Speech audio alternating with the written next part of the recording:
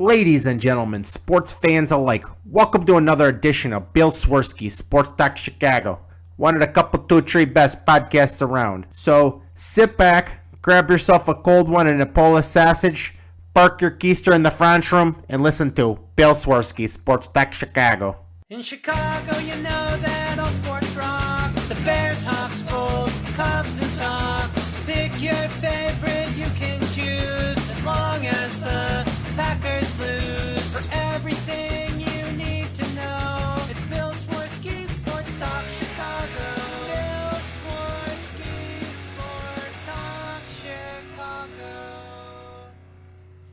Hey everybody, welcome to another edition of Bill Swerski, Sports Talk Chicago. This is your host, Sean. On this episode, we have the complete and utter debacle that is the Chicago Bears. We've got the fast and fun and exciting Chicago Bulls. And the Blackhawks streak is snapped. All this and more on this episode of Bill Swerski, Sports Talk Chicago. But first, as always, I'd like to thank our sponsor, the Rockford Ice Hogs. If you're not familiar with the Rockford Ice Hogs, they're the AHL minor league affiliate of the Chicago Blackhawks. What does that mean for you? You get to see the stars of tomorrow today at family-friendly, affordable prices.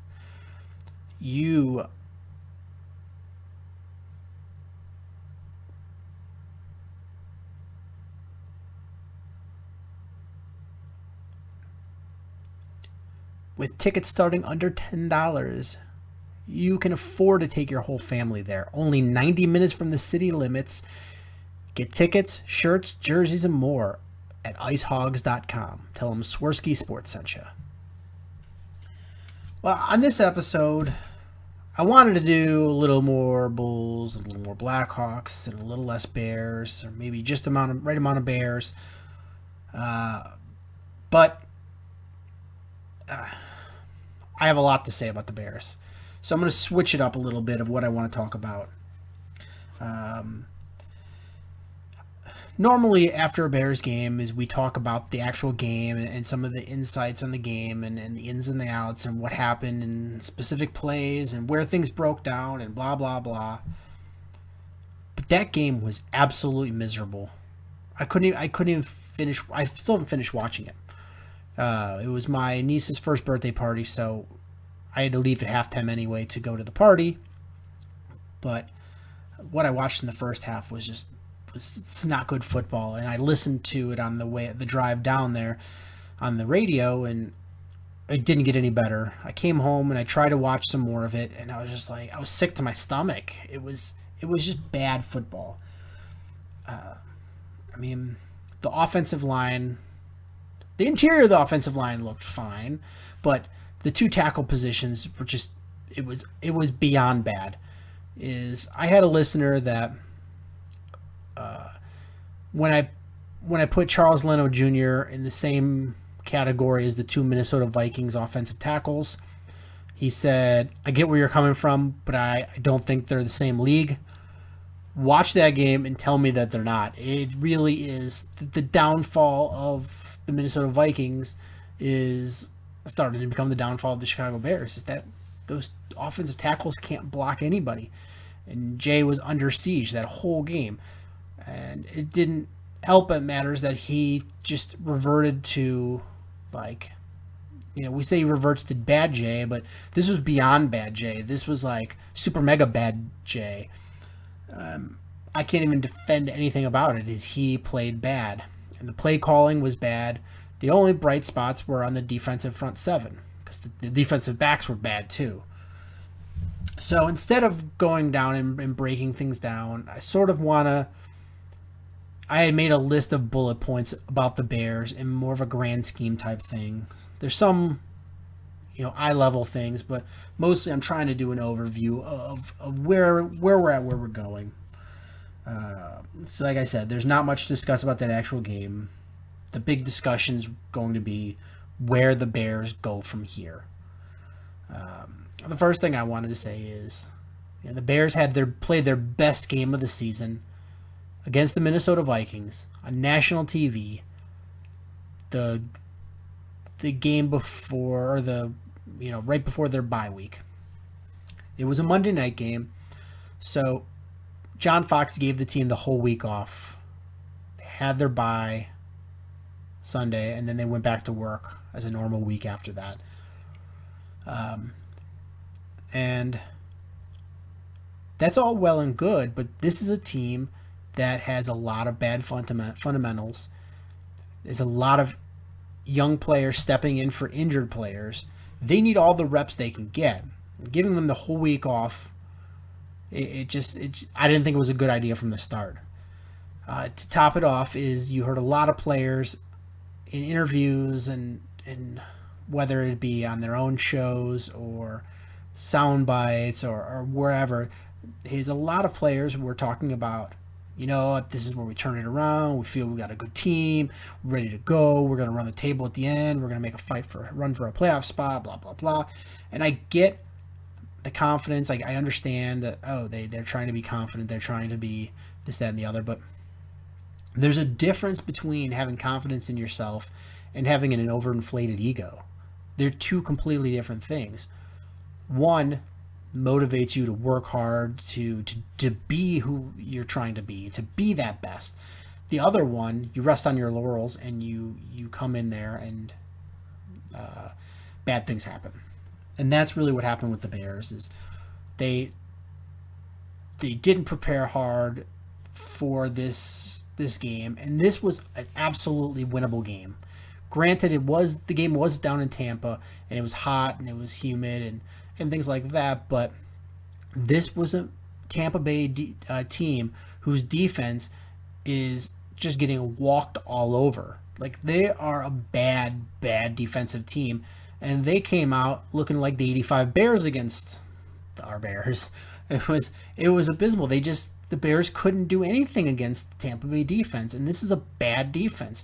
So this was just an all-around bad game, and I think it just started with a lack of preparation during the week and having an overinflated sense of ego. Let's see. So I may jump around a little bit because I made a list of notes, like I mentioned, and I kind of want to touch on them all, so I just want to read them in order. And so some of them may jump into from here to there. So just bear with me. We'll get to an end point, I promise. So the first point I want to make is Ryan Pace was brought in to be the top football man for the Chicago Bears. This isn't a team that has... So if you look at the Cubs in baseball, they have their general manager, but above him is another baseball guy so their general manager is Jed Hoyer. Theo Epstein is the president of baseball operations. He's above him. And he is in charge of all baseball operations. He also has his hand in business side of things. So basically, he's the only person he reports to is the Ricketts family, the ownership of the Cubs. Everybody else reports to him. So the business head reports to him. The general manager reports to him. He gets the reports from business side, marketing side, baseball operations side, etc., etc. The Bears don't have that. And that's fine. Not a lot of teams do. But the end-all, be-all as far as the football decision-making for the Chicago Bears is supposed to start and end with Ryan Pace. That's what he was brought in for. That's why they hired an outside consultant, Ernie Accorsi, to help find him, and that's what he is. But the question is he the actual end-all, be-all as far as football decisions? That's the big question. Is there meddling from the ownership and McCaskey side? Is there meddling from the head coach and John Fox? Based on the way everyone talks, you would think that John Fox has a lot more say than his role should entitle him to. And I get it. He's a 60-year-old veteran coach who's been around this league for a long time, and Ryan Pace is young, and this is his first head coach or first general managing gig, that those types of things are going to happen. But if this ship is going to get righted, somebody has to take the reins and go with it. by having a muddled sense of who has the power, you're never going to have a unified path of where you're going, and that's what you need. Right or wrong, you need a path, you need a plan, you need to follow that plan. It's simple as that. You may not get the results you want from your plan because it's a bad plan. That's a possibility. It's a very realistic possibility. A lot of teams have a bad plan and they follow through with their plan, but at least you know that plan is bad and you know where you went wrong, and you know you can backtrack to where you went wrong, and you can figure out whose responsibility is that it went wrong. But when you have a muddled path, because multiple people are decision makers, multiple people have power, is you don't have a path. You have this crooked, winding road that loops around, and you're not sure where you went off track. You're not sure. You're never going to get to that result, though. Is in the history of time, you don't accidentally win in the NFL. You only win by having great plan, great execution, and some dumb luck involved. You can't get there by accident. And if you have two guys struggling for who has the power, and maybe even a third party in there from ownership type meddling, everything that you do that's good is going to be accident. You can't succeed that way. So Ryan Pace, for the better or for worse, should have sole control over football operations. He shouldn't have to answer to anybody. He tells John Fox, these are the players you're getting, this is what we're doing, you go and coach. Tells ownership, you worry about the financial side, you worry about the marketing side, you worry about the business side, leave me alone. That's the way it should be.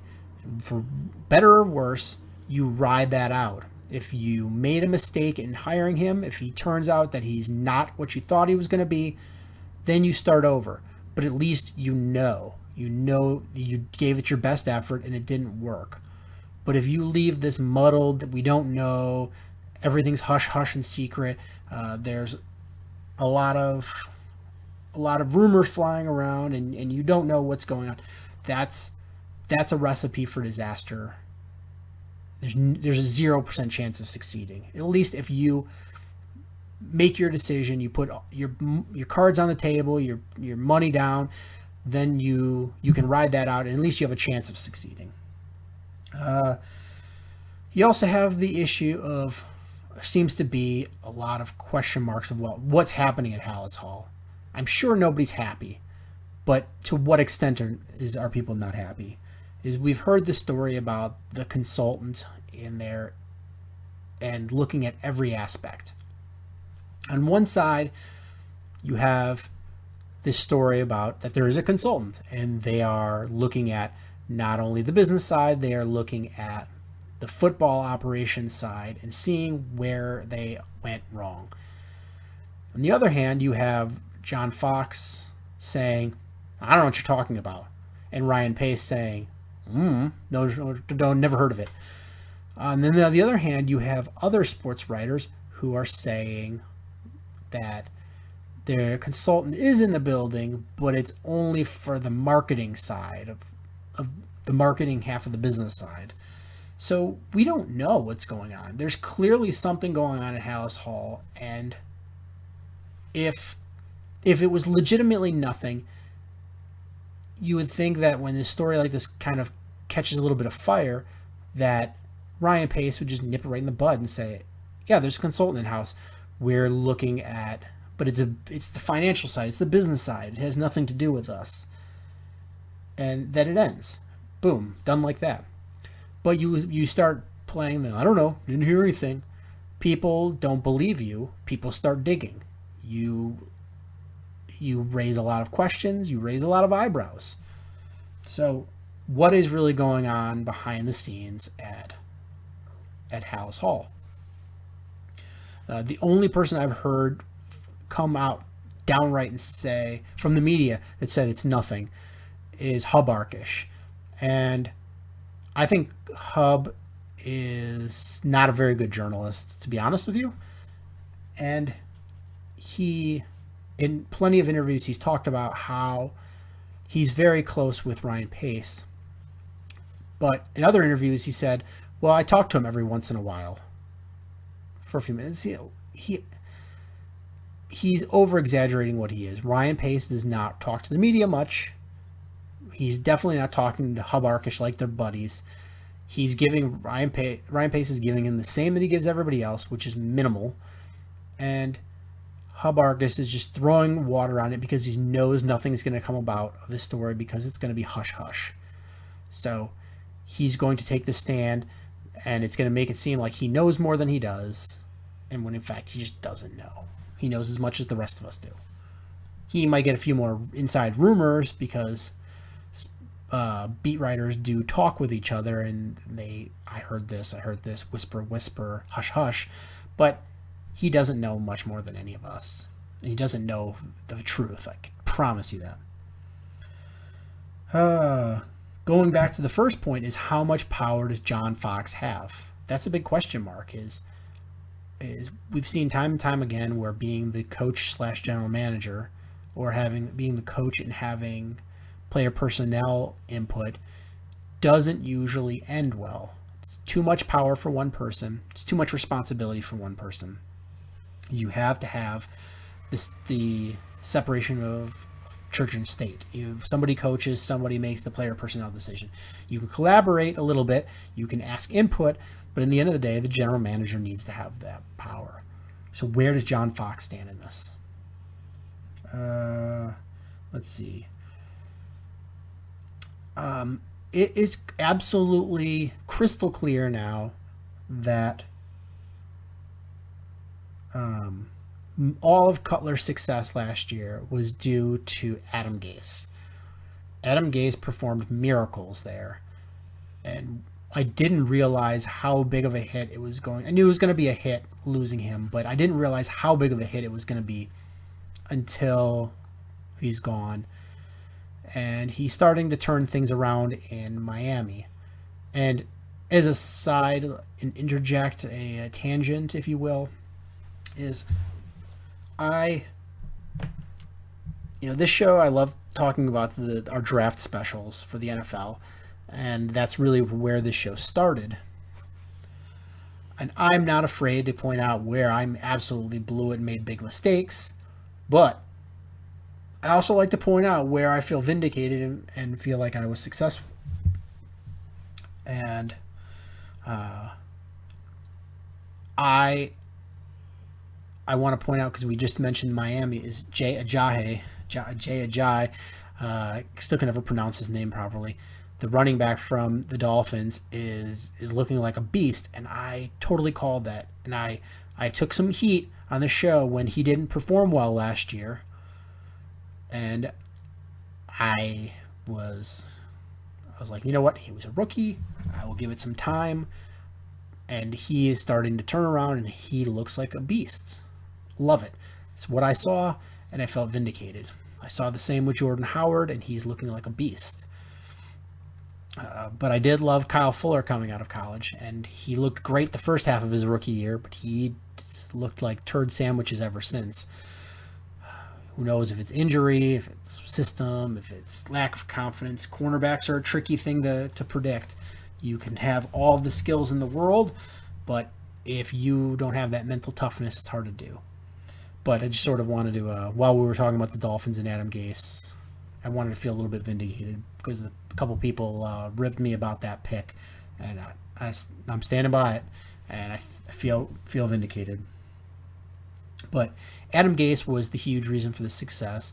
He minimized decision-making for Jay Cutler. He minimized the amount of times that he was put into positions where he did Jay Cutler type things. And Jay Cutler is who Jay Cutler is, and you're not going to change him. You can just minimize the amount of time that he spends in the situations that he makes those mistakes. Because it's very clear when he makes these mistakes. It's not like they're willy-nilly, like, oh, he just randomly does these mistakes. It's very specific times when he makes these mistakes, and he makes the same mistakes at the same time. And Adam Gase was very good about minimizing him being in those spots, and it allowed for much more ball protection and better production. Let's see. O-line. The O-line, as much was done with it, still needs a lot of rebuilding. In the interior, the guard, center guard core of it, I think you're fine. Your backups have played admirably, and Eric Kush and Ted Larson. You've got a Pro Bowler in Kyle Long. You've got a former Pro Bowler in Josh Sitton. Cody Whitehair has been just very, very good and getting better every week. And you have who was supposed to be your starting center in Hronis Grasu. So you really do have a lot of good players there in those three positions. But those tackle positions, you're in a bad situation. Charles Leno Jr. is not a left tackle on a winning team. Bobby Massey, I think he's all right when in the run game, but he's just bad in the passing game, and that was the knock on him. We talked about that when the Bears signed him, is hopefully they do things to minimize the amount of one-on-ones he has because people are going to beat him and you're going to have a bad situation there. And he gets a concussion and goes out of the game. You put in the backup, and he's even worse. So it's just like revolving doors. So those tackles need to be improved. And we'll discuss a little more of that later when we talk on another point. But this offensive line needs some serious work. I guess we can go here. Ryan Pace, you have to give him a lot of credit for when he took over this team. It was after when Lovey was here. Lovey had a lot of success because Lovey had a lot of great players. Some of them drafted, some of them signed for big money by Jerry Angelo, but he had a lot of good players that played hard for him. And at the end of the Lovey tenure, a lot of those players were long in the tooth, and it was time for them to go. You had a new general manager, a new head coach, and they started getting rid of Lovey players because they were old, and rightfully so, but they didn't bring any talent in behind them. So, when you had two abysmal years of the Trestman era, you bring in Ryan Pace, and his cupboards are bare. The talent level between the upper echelon teams and the Bears is quite significant. And that's been a huge problem, and that's been what they've been addressing. The Bears aren't, nobody in the NFL uses the R word, the rebuild word. Other sports, they'll talk about they're rebuilding. They're rebuilding. It's not as ugly of a word, but nobody in the NFL uses the word rebuild because turnaround happens so fast because there's so much parity in the league. You get a couple guys healthy, a couple guys play really well that season, sign a free agent. You can really turn things around quickly. So nobody wants to say that, but this team really is in a rebuild. Is they're getting rid of anybody they can get rid of, stockpiling draft picks, bringing as much youth as possible. And we talked about this before, is I did an actual analysis of the top teams that have their own homegrown talent. And I just watched how they draft.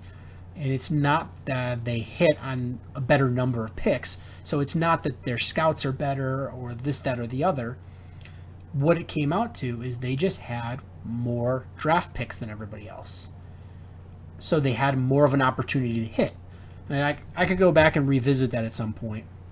I think I still have all of the analysis I did. But it's, yeah, like they don't hit more often than other teams. It's just if you bat 400 in your draft picks and you have 10 picks, all right, you get 4 guys that are going to be contributors to your team. But if you have 20 picks, then you have 8 guys that are contributing. So that's where the difference is the number of picks means you're more likely to hit. And that's what teams like the Packers and the Patriots do, is they stockpile draft picks. They build more picks, and they build on their success. So they keep guys So if you draft well and you have got a position, you have him there for 6 years, 7 years. And that means you don't have to keep redrafting that same position over and over. And you can draft other positions and you keep building on that. If you're the Bears and you miss on a pick, well, then you got to redraft that pick because you need somebody there. And if that guy doesn't hit, you re-pick that pick again. And it's futile, and you're basically losing draft picks there. But Ryan Pace has had a fairly successful draft in his 2 drafts. His first pick overall was Kevin White. And I know there's a lot of people that will just knock him about the Kevin White pick. But watch the last few games before Kevin White got hurt. He really started to see him figuring it out. He's incredibly talented. He's going to be a good wide receiver. You just had some bad luck there. There's people that you can go, oh, you know what? In college, we had our medical teams check him out, and we're iffy about his shoulder. And this is not that situation. There's nothing to detect early when they drafted him. Is Kevin White broke bones. That was what happened. He broke bones. There's no way to know somebody's going to break a bone. If they did x-rays when they drafted him, they would show no breaks. He broke bones. There's nothing the medical staff can do. That's just bad luck. But I think when he's healthy, you're going to see a really good wide receiver in Kevin White. His second round pick in 2015 was Eddie Goldman, who has been very good. He's been injured this year, but he has been very good, and he's going to be the anchor for this Bears front 7. Third pick was Hronis Grasu, who was supposed to be the starting center, and he had a bad knee injury this year.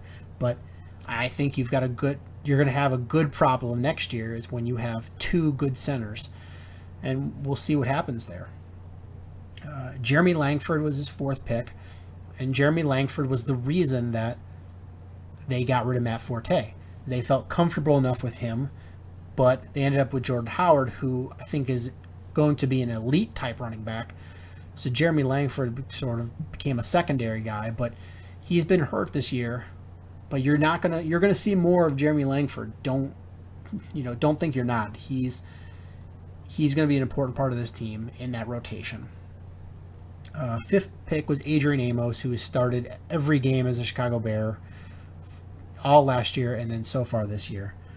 And then 6th round pick was Teo Fabaluche, who's not on the team anymore. That was kind of a reach, but he just drafted on. When you draft in the 6th and 7th round, you're just drafting for a characteristic, and they got a guy who's just big tackle. Didn't work out. 2016, your number 1 pick is Leonard Floyd, and I knocked him a lot. I was not happy about that pick. I didn't see what could become of him, and I'm not gonna lie, the more I watch him, the more I'm impressed. And he's starting to look like a much more athletic Aldon Smith. And if he can become as talented as Aldon Smith and have the production of Aldon Smith, then this team is going to be a good defensive team. His second pick in this year's draft was Cody White, who is your starting center and has looked really good. Had a little bit of struggles early on, but is now rock solid. Jonathan Bullard, your number 3 pick, and he's looking better and better and he's a mainstay on that defensive line. Nick Kwiatkowski was your pick in the 4th round. He's been a contributor on special teams, and he's got a lot of playing time in there. It's linebacker. Deion Bush. Deion Bush has not gotten much playing time, and he's only been, I think, in 2 active games, or active for 2 games this year. But I think they expect bigger things coming from him later on. He just hasn't quite figured out the speed of the NFL game yet. DeAndre Hall was also in the 4th round, and they really like him, and he's looked good when he was healthy, but he's had some injury bugs. But he's looked, coming from a small school, he's looked good as a cornerback. Jordan Howard was your 5th pick. We all know about him. DeAndre Carson Houston was the 6th round pick. He hasn't got a lot of playing time. And then Daniel Braverman, who's on the practice squad. So really, you've got quite a few hits in those 2 years of draft. So you can't really fault Ryan Pace there. But the big fault that you can have is he hasn't drafted a quarterback yet. Has not drafted a quarterback. That's a problem. Is all along you know that Jay Cutler is not the long-term solution. So you need to, I understand if you say, I'm not going to do what it takes to trade up to draft a Jared Goff or a Carson Wentz. I get that. It takes a lot to trade up for him, and you better be certain. And he had so many holes to fill, he didn't want to. He wanted the more number of picks. I understand that. But you had 3 4th-rounders. You couldn't have taken a flyer on Dak Prescott? I mean, that's where we're at. You signed 2 stud free agent inside linebackers. So why are you drafting Nick Wachowski? That's my thing. Is you didn't do what you said you were going to do by drafting a quarterback every year. You haven't done it at all yet. And that's a major problem now that Jay Cutler there's already a rift between John Fox and Jay Cutler. Jay Cutler has just looked bad the last game. He looked terrible. And you're at the point where you're like, you've got to move on from Jay Cutler, but you don't have anybody else. Brian Hoyer is a free agent. Jay Cutler is going to be gone. I don't know if Matt Barkley is probably gone too. So you don't have anybody to go to. And we'll talk a little bit more about that. But that's my big knock on Ryan Pace and his drafts. So where do you go to find a quarterback then? What's the plan? I'm sure you had a blueprint for how you plan to go to succeed. And based on not drafting anybody in the 2015 draft or the 2016 draft at the quarterback position, you have to think that blueprint involved playing with Jay Cutler for the immediate future. And it had to be the blueprint.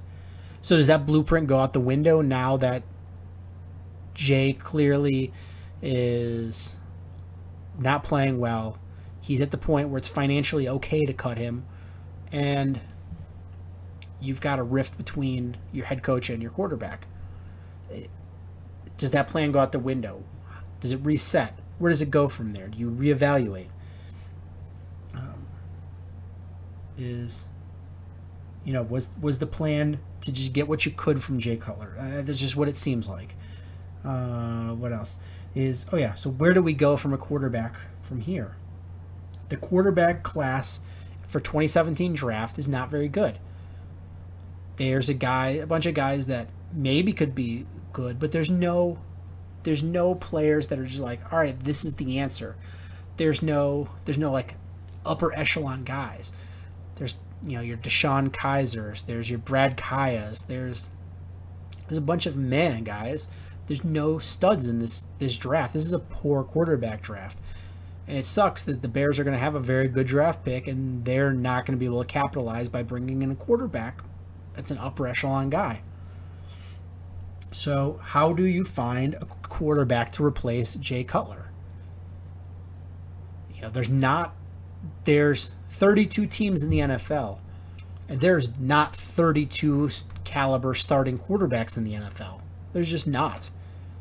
So Jay Cutler, better or worse, he's got the talent and the ability to be an NFL caliber quarterback, but you need better. You need more consistent. You need a guy that at this point in his career is not making those same stupid mistakes. You need the Jay Cutler that played against Minnesota, not the Jay Cutler that played against Tampa. So where do you go from there? I hear rumors about bringing in Tony Romo. So number one, I don't see the Cowboys getting rid of Romo unless somebody just offers them a lot. The Bears aren't going to pay Tony Romo the money that he's making, plus have to trade a lot of picks or to be able to get him. Plus, he's going to be 37 next season. None of that adds up for Tony Romo. Tony Romo's not going to be a Chicago Bear.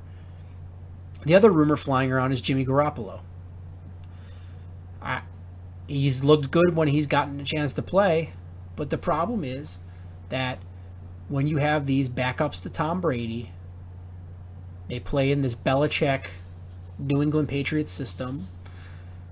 They look great, but the minute you take them out, everything collapses. I mean, there's just been a bunch of them. Matt Castle, Brian Hoyer, like there's these guys that just, Brian Mallett. There's these guys that look good in New England, but when you take them out of New England, they're nada. They're backups at best. Is that what Jimmy Garoppolo is?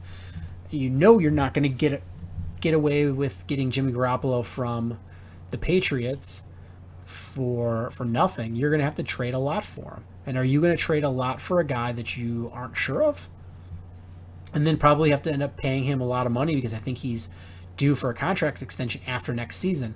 So is it going to be a situation where you trade a lot for a guy, get him, and then have to sign him to a bunch of money, and you're in another Jay Cutler type situation? I don't know. And then, people will say, well, just get somebody in free agency. I'm going to rank the best quarterbacks that are going to be in free agency after this season. The best, far and away, quarterback in that free agency class is Kirk Cousins.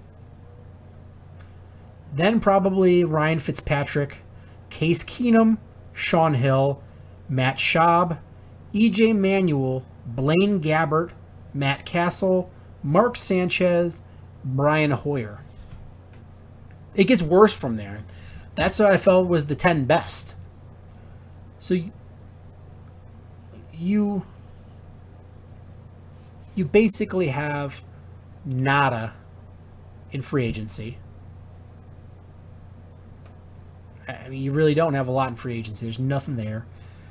There's the only two guys really on the trading block that are worth getting is one is old and going to be expensive and is going to take a lot to get him.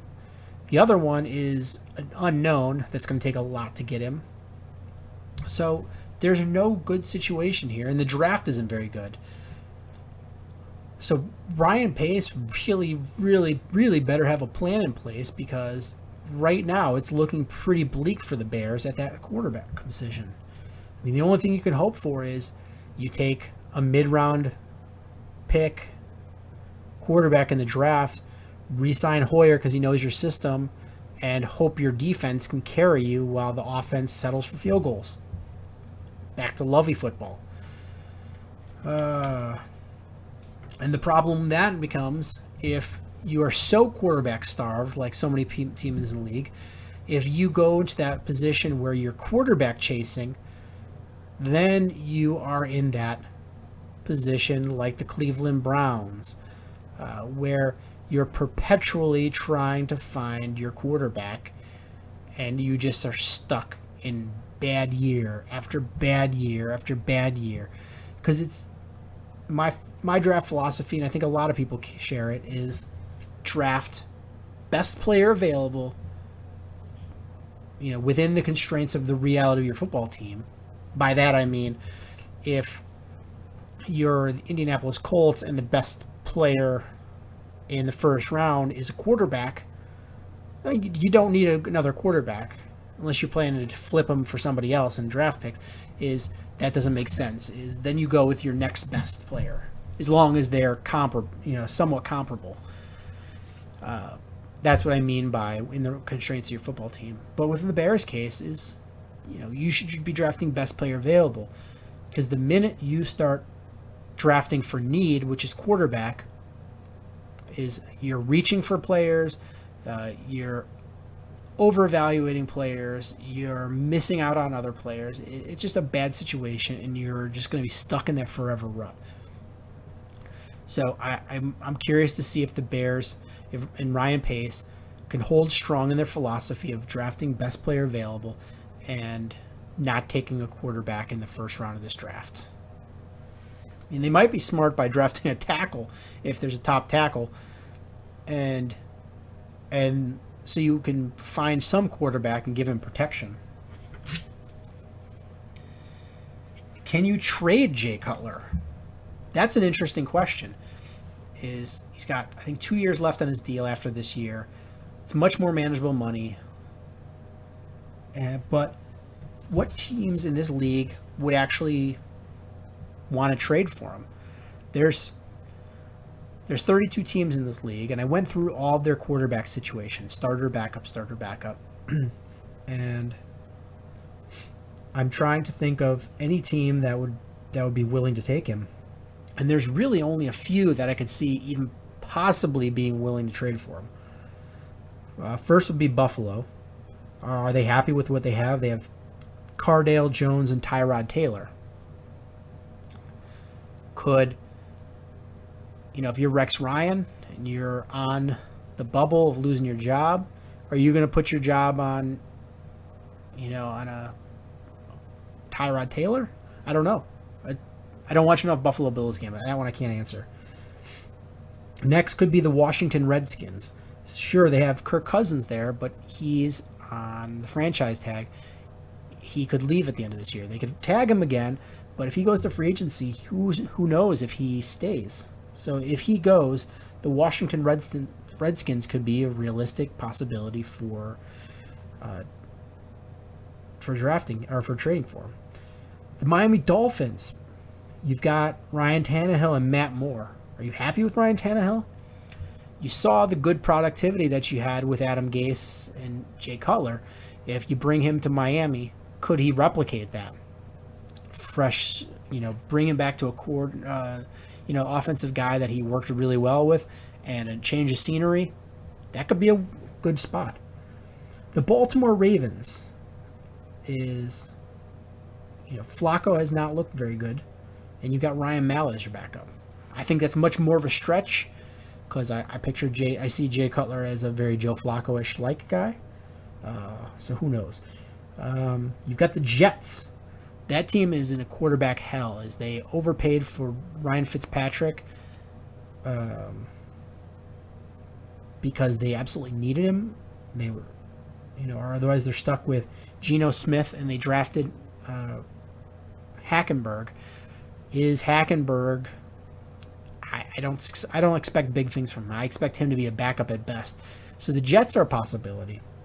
The Browns. It's a big possibility because their top options right now are Robert Griffin III and Josh McCown. Jay Cutler's better than both of those guys. So the Browns are a possibility, especially considering that there is not much in the draft for them. So maybe, if you're the Bears, maybe you can get something for them, or at least swap picks with them. Swap, your number one for your number two for their number one, and move up a spot and be able to trade back and get more out of it. Who knows? Then there's the 49ers. Blaine Gabbert is going on the free agent market. Is he going to come back? Do you want him back? And then your backup is Colin Kaepernick. They don't seem very happy with him there. So those are the only teams I can see possibility of trading for Jay Cutler. But realistically, I don't know if you make a deal, if you can get that done. Has Jay lost the locker room? I've heard conflicting reports. Somebody said that they talked to two players, and yes, Jay's lost the locker room. Talked to other ones where it said, you know what, there's always people that aren't going to like Jay Cutler, but he has not lost the locker room. It's hard to imagine after that game that you don't at least just get frustrated with him to a point where you're hoping there's somebody else. I know he's going to have his champions in the locker room, but then you're always going to have his detractors. He's not Tom Brady where everyone just loves him. Alshon Jeffrey. I don't even want to discuss the merits of his PED suspension because from what I'm hearing, it was not steroids. It was not something that's going to be detrimental to his free agency and his impending contract. It was really a substance that you would never expect to be a performance-enhancing drug. So it was not like he was on steroids or HGH or something. But how is that going to impact his time with the Bears? First of all, at least now you're gonna, in a bad season already, you're gonna allow time for guys like Cameron Meredith to get more field time, and you're finally gonna get to see what you have in Marquise Wilson. He's supposedly healthy now. So maybe you get to see what you got from him. You've had him for so many years, and you've never gotten to see what he is because he just hurt. But do the Bears bring him back? It just seems like a genius move now that you didn't sign him a long-term contract. Is you had him on the franchise tag. Is do you franchise him again, which I believe next year it's going to be about $17 million or $17.5 million for that position? Or do you try to sign him to a long-term contract, or you just let him go? There's pros and cons to all of it. He's your best offensive player, and if you lose him, it just sets you back further. But on the other hand, you're paying a lot of money for that position. He's hurt a lot. Now he's got a suspension under his belt. And if you don't have a quarterback to throw to him, what's really the big deal? It seems like you're just wasting. So pros and cons to it.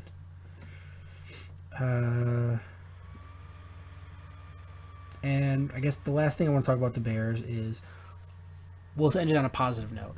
What's gone right so far this season? Well, the interior of the offensive line has looked pretty good, regardless of who was in their guard. Cody Whitehair, with whoever's anchoring him on either side, has looked pretty good. And the Bears' running game has been pretty good with Jordan Howard. It's been very good. The problem is that the Bears as a team just keep getting away from the run. It's like, oh, we had a successful running play. Better have a couple passes. They just don't stick with the run. For our teams that was supposed to be built for the run, they just don't want to stick with it. But the running game has been pretty darn good this year. And the other thing is your inside linebacker play has been really great. Freeman has been great. Trevathan's been great when he's in there. When those guys aren't playing, you've got other contributors stepping in. Your defensive front seven is good in general. You're finally starting to get a lot of pass rush with Pernell McPhee, and Leonard Floyd is starting to turn it around. Not to mention is Will Sutton did a great job filling in for Eddie Goldman, and it sucks that he's out for the season now with an injury. But Eddie Goldman is back, pending what his injury is now. But you've also got Akeem Hicks, who's playing well, and Jonathan Bullard, who's playing well. So you've really got starting to see a good defensive line. Now, if you could just get your defensive backs to not suck, that this defense could be something special. Wow, we've been talking a long time about these Bears. So quickly, I'm going to talk about the Blackhawks and then end with a little bit of Bulls. Blackhawks had a good, nice winning streak. I think it was 6 games. And they start, so they have a 6-game winning streak going into the circus trip. In the first game of the circus trip, they just absolutely lay an egg against the Jets. I don't know if it's fatigue in there. I don't know if it's just, the start of the daunting circus trip. But the circus trip has generally, under Coach Q, has been a time of strength for the Blackhawks. It's usually they put together a nice winning streak, propels them in the standings, but this is not the good way to start. You had Marcus Kruger and Nicholas Hjalmarsson had terrible games. They just had really bad nights. Crawford of the Blackhawks lost that game 4-0. 3 out of the 4 goals you can absolutely put on Crawford. He didn't look well. He didn't look like he was playing well. And it sucks because he's been so good this year that to have a goose egg like that. But they bring in Scott Darling to back him up, and he doesn't give up any goals. So I put 3 of those 4 on Crawford. A really lackluster performance. And sometimes that happens when you've had a long couple weeks already to begin with, and then you're starting on a long road trip. But the good news for this is that this is the last year that they're going to have the circus trip. The circus is no longer, and I know I've told this story before, but clearly players didn't always know what this meant. But the circus trip doesn't mean that just because they're going around to all these places and not home for a couple of weeks. It's called the circus trip because the Ringling Brothers, Barnum and Bailey Circus is actually in town at the United Center. So the Bulls and the Blackhawks are not able to play at the United Center. So the schedule makers have to put them on the road for a couple weeks. So usually that means they go out to the West Coast, because you can get a lot of those games that are normally pain in the butt to travel from Chicago to the West Coast back and forth. It's a long flight. You can usually get a bunch of those games in a row.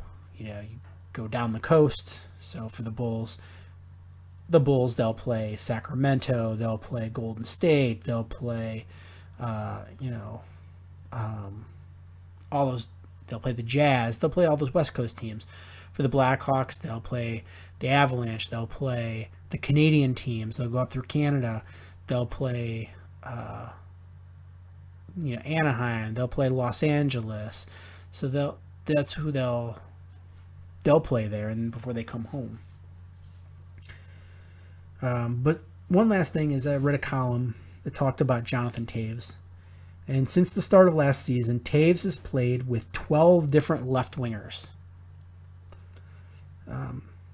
In this year alone, he's played with 6. He's played with Richard Panik, Artemi Panarin, Tyler Mott, Nick Schmaltz, Ryan Hartman, and now it's Vinny Hinostroza.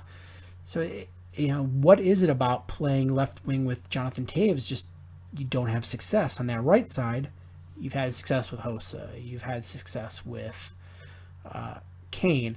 But that left wing spot is you don't have success. And you would think with what a great player that Jonathan Toews is, and then the great player that they put on the right side of him, that it would be easier. But, there seems to be a couple factors of why you're not getting a good fit. Partially, it's you don't have a superstar to fit with him. And last year you saw having a really quality player on the top line made for a better top line. Now you have to put either a workman-style veteran with him, like a Richard Panik, but they have to rise to the occasion and play above their talent level to be on that line.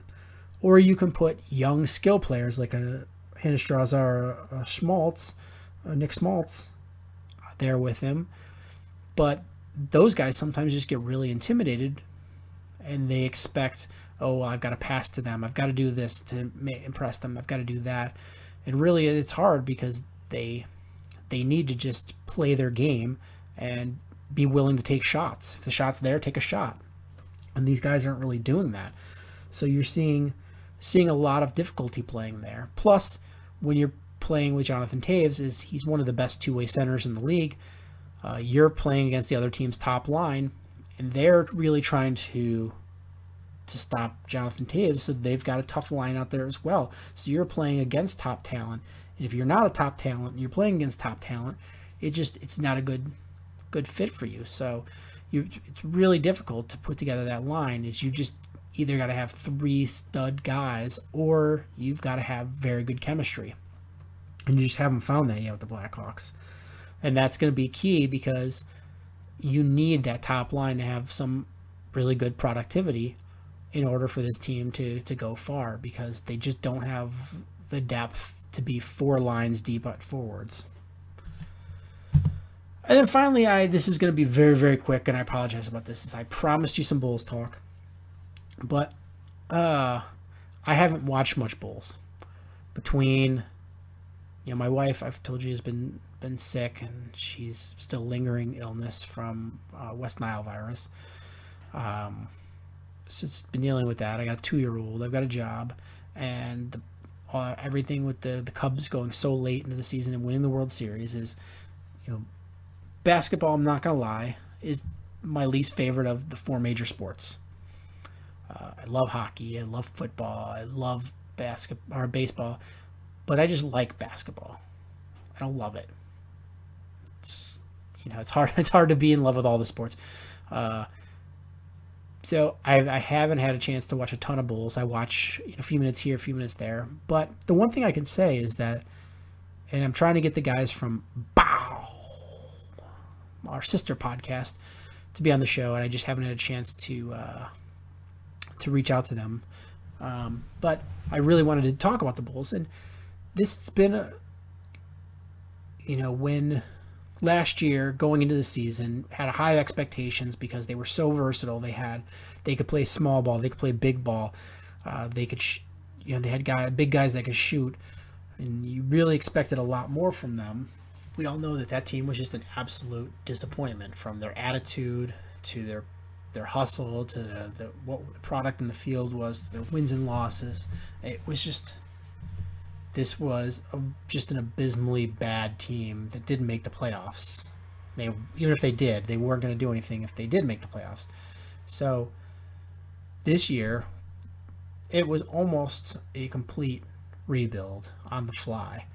The Bulls parted ways with a lot of guys, and they Rose is gone, Noah's gone, Gasol is gone. You just have a lot of the names that you knew, they're gone. And they rebuilt with some odd pieces, and bringing in Rajon Rondo and Dwayne Wade and Robin Lopez. And it just when you looked at it, I think everyone was like, I don't see a plan here. I don't know what to expect. This is, you've already have a coach that's overmatched. And honestly, what I've watched so far this year has been fun basketball. Before, even when they won, it just seemed like it was a grind. It just seemed like it was way more difficult than it needed to be. But this team, honestly, watching them is a lot of fun basketball, and you're seeing some good productivity on the court. You got Jimmy Butler, who's averaging almost 25 points a game, 6 rebounds a game, 4 assists a game, 2 steals a game, and shooting almost 50% from the field. So Jimmy Butler's playing really well.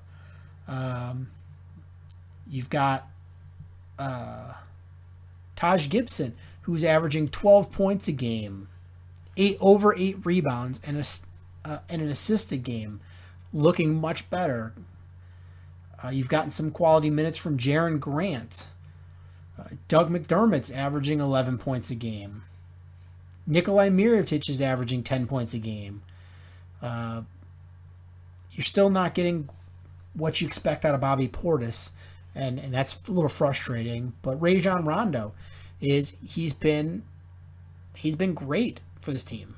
It was a lot of things about his attitude, and I think as Chicagoans we hated him, but there's been no problems. I don't know if it's because of the fact that he's not under the microscope here in Chicago, or if he's got an actual true leader in Dwayne Wade on this team, and he doesn't have to be the best player because that's Jimmy Butler. I don't know what it is, but you're seeing good things out of Rajon Rondo. Maybe it's going to be like a Brandon Marshall type situation where great at first and then suddenly boom turns. But Rajon Rondo's been good so far. You're seeing 8 points a game out of him, and you're seeing almost 7 assists a game out of him. He's a little banged up right now, but you're seeing good things out of him. And Dwayne Wade shooting 35% from behind the arc, over 17 points a game, 2 steals, 3 assists, 4 rebounds. Dwayne Wade seems to have found a little bit of fountain of youth. So as the Bulls organization is,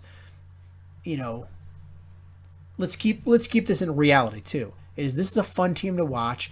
They're a good team. They're going to win a good number of basketball games. This team is going to make the playoffs. No ifs, ands, or buts about it. And they've got a nice record there at 7-4. But the thing is that as fun and good as they are, can they beat a Cleveland Cavaliers? Can they beat the Golden State Warriors? Can they beat the Clippers? They're not in this upper echelon of teams. They don't have that superstar. I mean, this is a very good team, and if you were to put a number 1 pick on this team, then they can make a run for it. But this is just a really nice team, a fun team to watch. And I don't have a lot of expectations, so whatever I get is gravy. But I'm seeing some nice things. Sure, there's some bogus losses in there that you see, but overall they've been playing really great.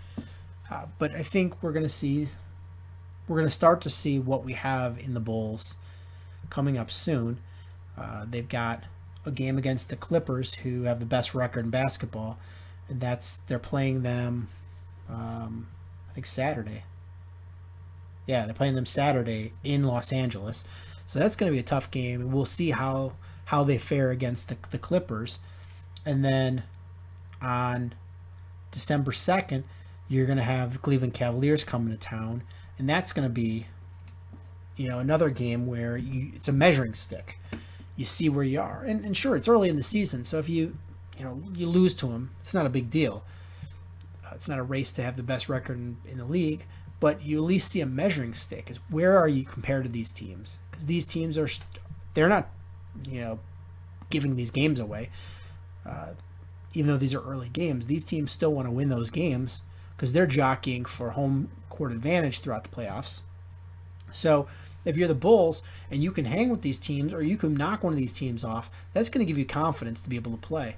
And we'll see how that goes, but I don't have a ton of expectations for this team just because they are not part of the upper echelon, but they are a fun team to watch, and they have the potential to put up a lot of points. And if everybody can stay healthy and you have a good shooting night, anything can happen in this league. So we'll see where we go from there. And I'm really curious to talk to my guys in podcast, because they're so in tune with the Bulls and they live and breathe the Bulls, and to get a little more insight and their opinions on some things. So hopefully I can have them in the next couple weeks on. And I think that's going to do it for this episode of the show. I want to give you guys the heads up that it's going to be, typically I've dropped these episodes on Sundays, but for the next couple of weeks, we're going to have some odd weekday drops.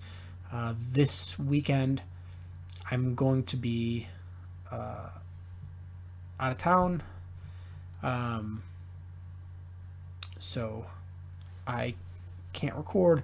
I will have to record next week during the week, probably Monday or Tuesday, because with Thanksgiving holiday, I'm going to be so busy I'm not going to have a chance to record until the week after that. But then after that, we'll get right back to the weekends on Sundays, because they're much easier. I think we have a better listenership when we drop them on Sundays. I think you guys appreciate it better on when it's this regular schedule, and it works better for me on the regular schedule as well. So as always, if you guys have any questions, concerns, comments, etc., make sure that you are hitting us up on our social media. That's Twitter at Swerski Sports, Facebook.com/Swerski Sports, SwerskiSports.com, and we will answer your question, read your comment, etc., on the air. Thank you guys so much for listening. Please make sure you subscribe, whether you're listening on iTunes, Stitcher, or YouTube. Comment and share with your friends. Thanks again for listening, and until next time, bear down. Cubs win! What a lucky break! The good Lord wants the Cubs to win! We thank Ditka and God for all they have provided. Cubs win! Cubs win! Cubs win! Oh, I don't want her. You can have her. She's a Packer fan. She can't fit in my van. And she looks like number New Yorkers. Smoking crack is not legal on the plains. Bears 31 to -7. The Bears. Oh, when the Bears go bearing down.